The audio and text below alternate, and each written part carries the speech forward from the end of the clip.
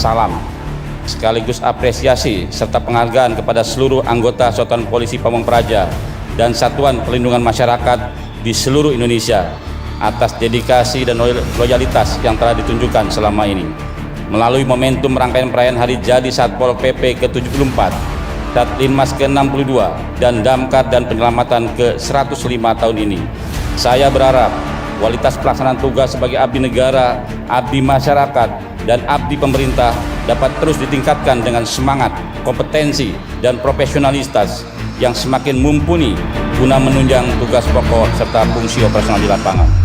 Menyampaikan penghormatan Kabupaten Banyuwangi.